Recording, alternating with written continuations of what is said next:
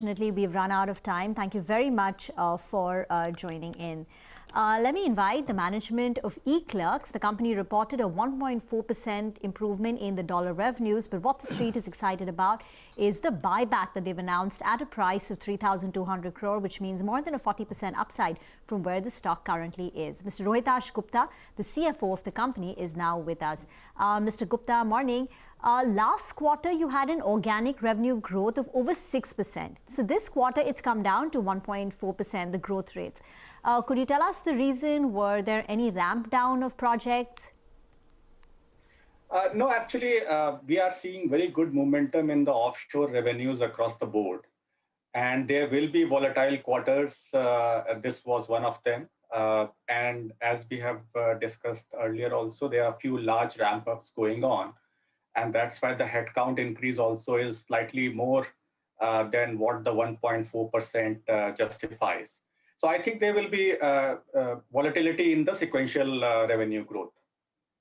So for the full year, you had spoken about a double-digit guidance.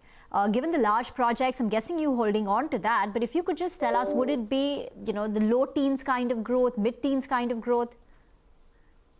So it will be, difficult to give more specific guidance for the future. But given the low base of last year, I think double digit is very much there based on the trajectory that we have seen and are seeing currently. Okay, what about margins, sir? If you can talk to us about that. I think on a quarter-on-quarter, margins have fallen because of a wage hike. How do you see them going from here? Yeah, so there were actually two specific factors why margins came down.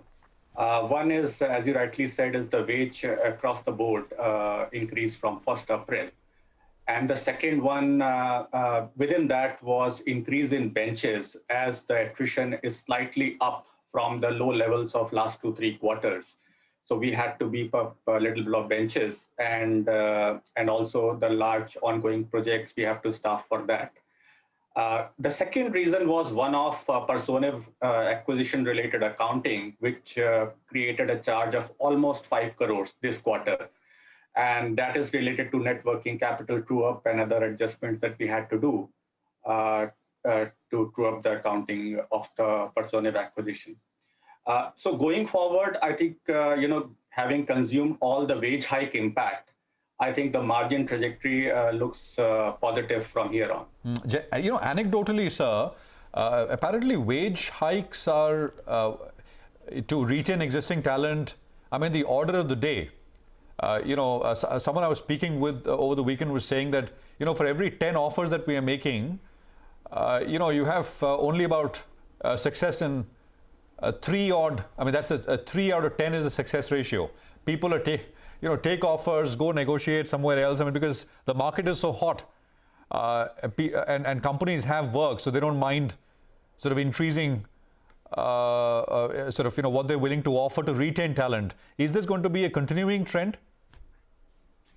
That's right. Attrition from here on is likely to pick up and probably go back to its normal level, given the entire IT and BPO sector are doing pretty well, including ourselves. And the skill talent shortage is probably in very niche pockets, and it doesn't affect the broad base of activities that a BPO company like eClerx's does.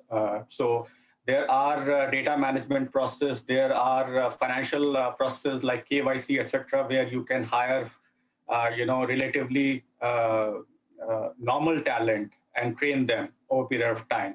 So we don't see that digital talent crunch to affect a vast majority of our business.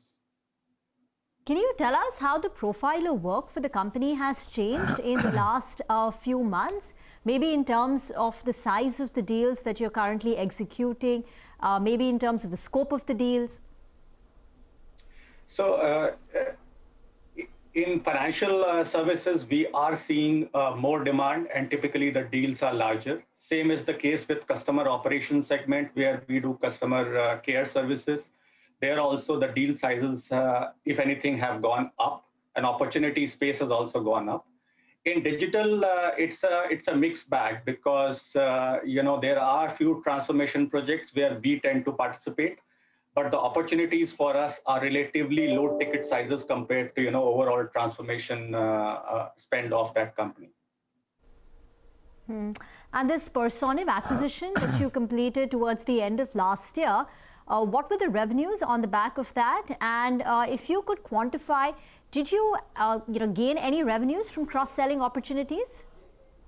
Yeah, absolutely. So Personiv, when we acquired, in 2020, the trajectory was, between 28 to $29 billion annualized at that point of time. And since then, it has grown. So in Q4 itself, the annualized trajectory moved up ahead of 30 million. And since then, in Q1, it has further grown. So we are very satisfied with Personiv performance till date in last 2-3 quarters. Sorry, what was your second question? Any cross-selling revenues that...